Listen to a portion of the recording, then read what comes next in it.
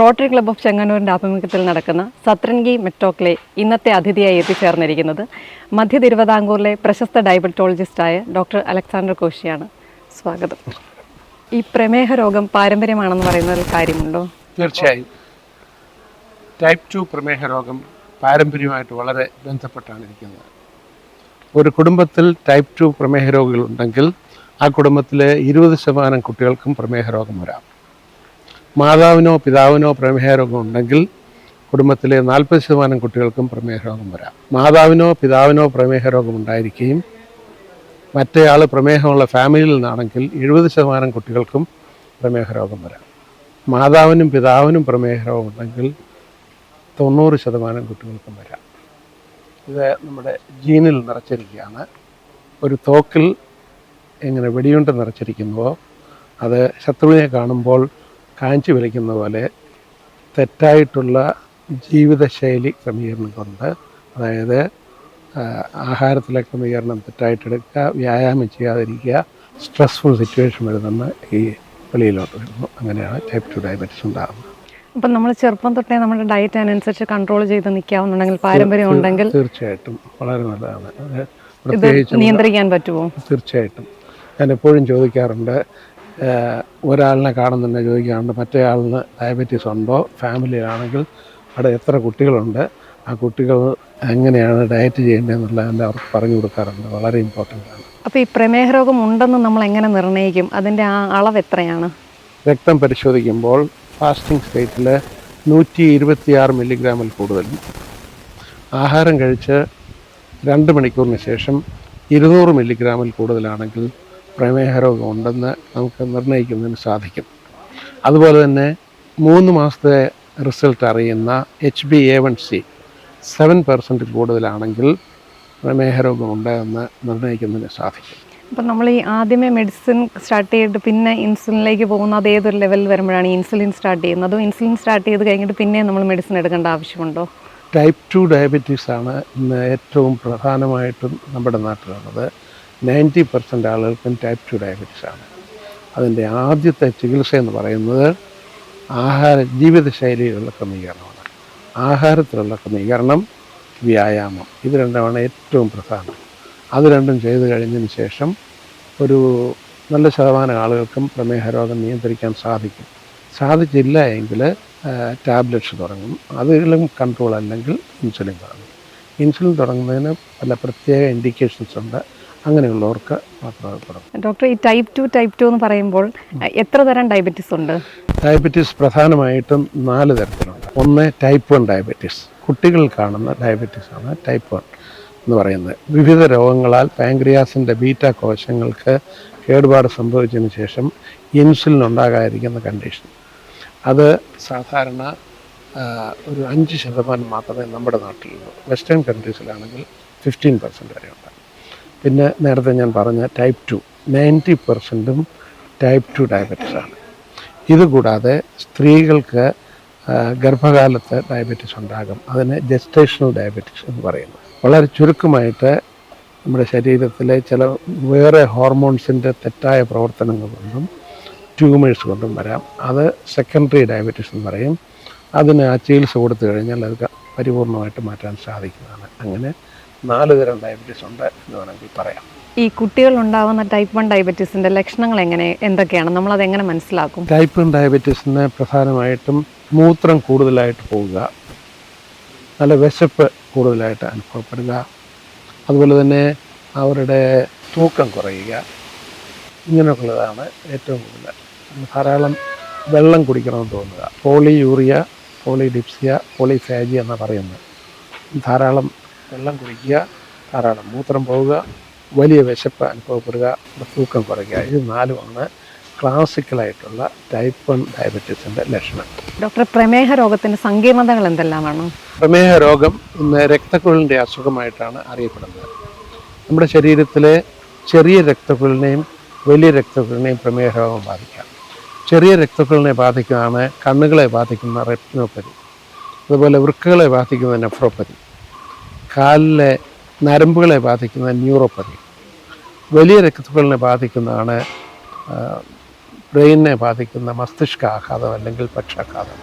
ഹാർട്ടിനെ ബാധിക്കുന്ന ഹൃദ്രോഗം, കാലിലെ രക്തയോട്ടം കുറഞ്ഞിട്ട് വരുന്നതിനെ പെരിഫറൽ വാസ്കുലർ ഡിസീസ് എന്ന് പറയും. അങ്ങനെ ചെറുതും വലുതുമായിട്ടുള്ള എല്ലാ രക്തക്കുഴലിനെ ബാധിച്ച് നമ്മുടെ മിക്കവാറും ശരീരത്തിലെ അവയവങ്ങളെ ബാധിക്കുന്ന ഒരു അസുഖമാണ് പ്രമേഹ രോഗം.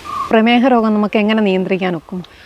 പ്രമേഹ രോഗത്തിൻ്റെ നിയന്ത്രണത്തിന് പ്രധാനമായിട്ടും 3 സ്റ്റെപ്പുകളാണുള്ളത്.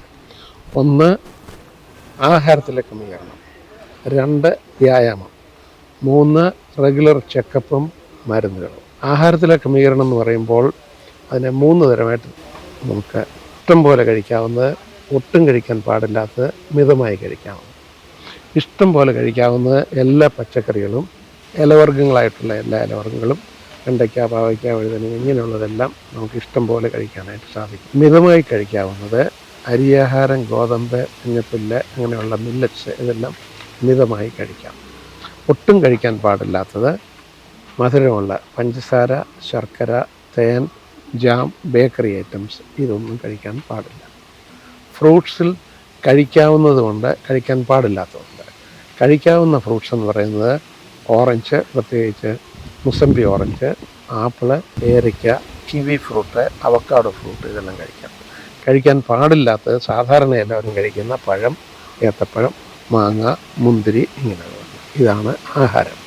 വ്യായാമം എന്ന് പറയുമ്പോൾ എല്ലാ ദിവസവും പലതരത്തിലുള്ള വ്യായാമം ഉണ്ടെങ്കിലും പ്രധാനമായിട്ട് 2 വ്യായാമമാണ് നല്ലത്. 1 യോഗ, 2 സ്പീഡിലുള്ള നടത്തം. ഒരാഴ്ചയിൽ 150 മിനിറ്റെങ്കിലും നടക്കുക എന്നുള്ളതാണ്. അതായത് ശരാശരി ദിവസം ആഴ്ചയിൽ 5 ദിവസം 30 മിനിറ്റ് വെച്ച് നടക്കുക എന്നുള്ളതാണ് സ്പീഡിൽ. അടുത്തത് ചെക്കപ്പ്, അതായത് ബ്ലഡിൽ ഷുഗറിൻ്റെ ടെസ്റ്റ് ചെയ്തതിന് ശേഷം അതിൻ്റെ നിലവാരം അനുസരിച്ചിട്ട് ടാബ്ലറ്റ്സ് തുടങ്ങുക. മരുന്നുകൾ പല വിധമുണ്ട്. 1 മെറ്റ്ഫോമിൻ ഗ്രൂപ്പിൽപ്പെട്ട മരുന്ന്, 2 പാങ്ക്രിയാസിൻ്റെ ബീറ്റാ കോശങ്ങളെ ഉത്തേജിപ്പിച്ച് ഇൻസുലിൻ ഉണ്ടാക്കാൻ സഹായിക്കുന്ന ഗുളികകൾ, കൂടാതെ ഇൻസുലിൻ. ഇപ്പോൾ പുതിയതായിട്ട് പലതരം മരുന്നുകളും കണ്ടുപിടിച്ചിട്ടുണ്ട്. അതിനെപ്പറ്റി ഞാൻ പുറകെ വിശദീകരിക്കാം. ആദ്യമായിട്ട് പറയുമ്പോൾ എല്ലാവരും, പ്രത്യേകിച്ച് യൂട്യൂബിൽ കൂടി തെറ്റിദ്ധരിക്കപ്പെട്ട ഒരു മരുന്നാണ് മെറ്റ്ഫോമിൻ എന്ന് പറയുന്നത്. കാരണം മെറ്റ്ഫോമിൻ കഴിച്ചു കഴിഞ്ഞാൽ കിഡ്നി കേടായി പോകുമെന്നുള്ളൊരു ധാരണ പൊതുജനങ്ങൾ പരത്തിയിട്ടുണ്ട്. അത് തികച്ചും തെറ്റായിട്ടുള്ള ധാരണയാണ്. ഇന്ന് ലോകത്തെമ്പാടും ഡയബറ്റീസ് രോഗികൾക്ക് ആദ്യം കൊടുക്കുന്ന മരുന്ന് മെറ്റ്ഫോമിനാണ്. Metformin കഴിച്ചതുകൊണ്ട് ഒരുത്തരുടെയും kidney കേടാകത്തില്ല. എന്നാൽ കിഡ്നി കേടായി കഴിഞ്ഞാൽ മെറ്റ്ഫോമിൻ കൊടുക്കാൻ പാടില്ല. തന്നെയുമല്ല, മെറ്റ്ഫോമിൻ പോലെയുള്ള മരുന്ന് കഴിക്കാതെ ഷുഗർ കൂടിയിരുന്നു കഴിഞ്ഞാൽ കിഡ്നി കേടാകും. അതുകൊണ്ട് മെറ്റ്ഫോമിൻ എന്ന് പറയുന്ന മരുന്ന് 5 രീതിയിൽ നമ്മുടെ ശരീരത്തിൽ വർക്ക് ചെയ്യുന്നതാണ് ഏറ്റവും നല്ല മരുന്നാണ്. അതാണ് ആദ്യം കൊടുക്കുന്നത്. പിന്നീട് ഗ്ലിമിപ്രൈഡ്, ഡയോണിൽ, ഇങ്ങനെയൊക്കെ പറയുന്ന മരുന്നുകളുണ്ട്. ഇത് കൂടാതെ വേറെ പുതിയ ടൈപ്പ് ഓഫ് മരുന്നുകളുണ്ട്. DPP-4 ഇൻഹിബിറ്റർ മരുന്ന്, അത് കഴിഞ്ഞിട്ട് മൂത്രത്തിൽ നിന്ന് ഗ്ലൂക്കോസ് വലിച്ചെടുക്കുന്നതിനെ തടയുന്നതിനുള്ള ഗുളികൾ, ഇങ്ങനെ വിവിധ തരത്തിലുള്ള ഗുളികകൾ അവൈലബിളാണ്.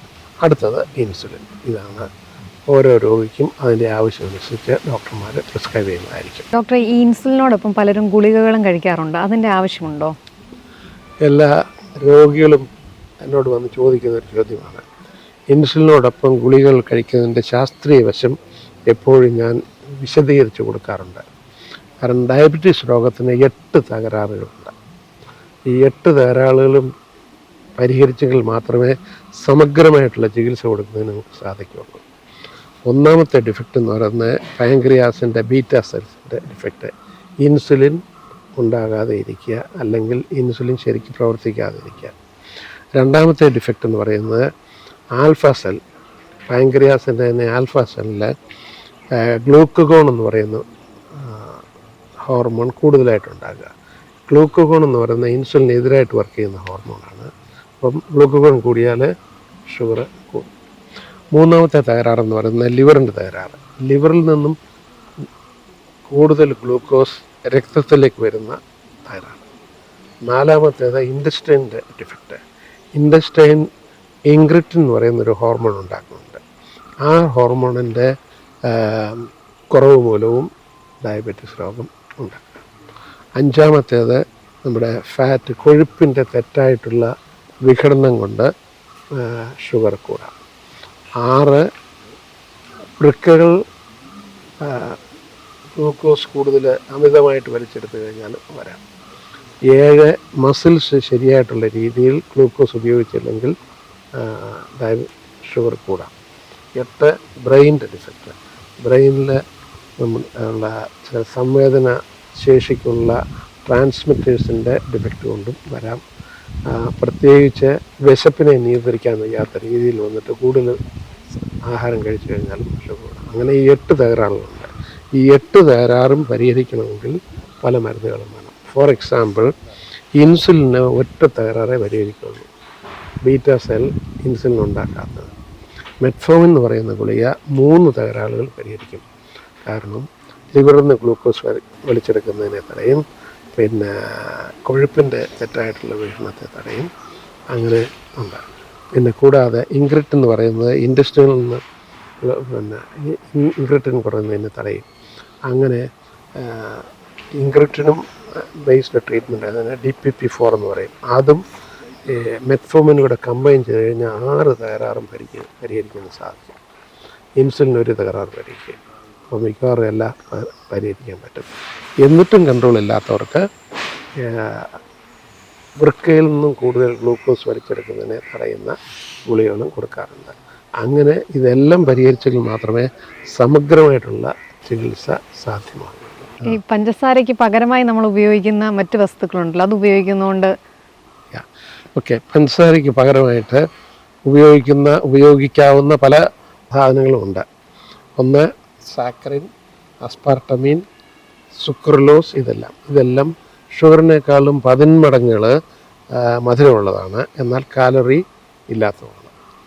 ഇത് ലേറ്റസ്റ്റായിട്ട് വന്നിരിക്കുന്ന സ്റ്റിവിയ എന്ന് പറയുന്നതാണ്. അത് പ്ലാന്റ് ബേസ്ഡ് ആയിട്ടുള്ളവരാണ്. ഏറ്റവും സേഫായിട്ടുള്ളത് സ്റ്റിവിയ ആണ്. ഇപ്പോൾ മറ്റ് അസ്പാർട്ടമിൻ, സാക്കറിൻ ഇതൊക്കെ കഴിക്കുന്നതുകൊണ്ട് വേറെ ചില ഡിഫക്ട്സ് കണ്ടുപിടിച്ചിട്ടുണ്ട്. അതുകൊണ്ട് അത് സാധാരണ ഉപയോഗിക്കാറില്ല, സ്റ്റിവിയ മാത്രമാണ് ഉപയോഗിക്കുന്നത്. അത് ഉപയോഗിച്ചുകൊണ്ട് തെറ്റില്ല. പ്രമേഹ രോഗത്തിന് സൗമ്യമുഖമുള്ള ക്രൂരമായ വില്ലൻ എന്ന് പറയുന്നതിൽ എന്തെങ്കിലും വസ്തുതയുണ്ട്? തീർച്ചയായിട്ടും. പ്രമേഹ രോഗത്തിൻ്റെ സങ്കീർണതകളെപ്പറ്റി ഞാൻ പറഞ്ഞു. ചെറിയ രക്തക്കുഴലിനെയും വലിയ രക്തക്കുഴലിനെയും ബാധിക്കുന്നുണ്ട്. ചെറിയ രക്തക്കുഴലിനെ ബാധിക്കുന്ന റെറ്റിനോപ്പതി, നെഫ്രോപ്പതി, ന്യൂറോപ്പതി, ഇതുകൊണ്ട് മരണം പെട്ടെന്ന് സംഭവിക്കുകയില്ല. അതേസമയത്ത് വലിയ രക്തക്കുഴലിനെ ബാധിക്കുകയാണെങ്കിൽ, അതായത് പക്ഷാഘാതം, ഹാർട്ട് അറ്റാക്ക് ഇതൊക്കെ വരികയാണെങ്കിൽ മരണം പെട്ടെന്ന് സംഭവിക്കും.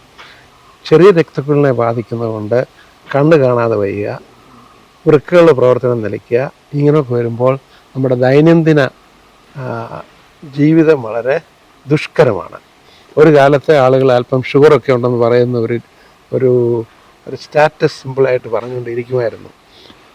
അത് കഴിഞ്ഞിട്ട് ഈ കോംപ്ലിക്കേഷൻസ് വന്നതിന് ശേഷം ദൈനംദിന ജീവിതം ദുഷ്കരമായതുകൊണ്ടാണ് സൗമ്യമുള്ള ക്രൂരനായ വില്ലൻ എന്ന് പറയുന്നതിന് കാരണം. സത്രംഗി മെറ്റോക് പ്രോഗ്രാമിലേക്ക് ഇവിടെ വന്നെത്തി ഇത്രയും സമയം നമ്മുടെ കൂടെ ചെലവഴിച്ച് നമുക്ക് നല്ല ഇൻഫോർമേഷണൽ ടിപ്സ് തന്ന ഡോക്ടർ അലക്സാണ്ടർ കോശിക്ക് റോട്ടറി ക്ലബ് ഓഫ് ചെങ്ങന്നൂരിൻ്റെ നാമത്തിൽ എല്ലാ നന്ദിയും അറിയിക്കുന്നു.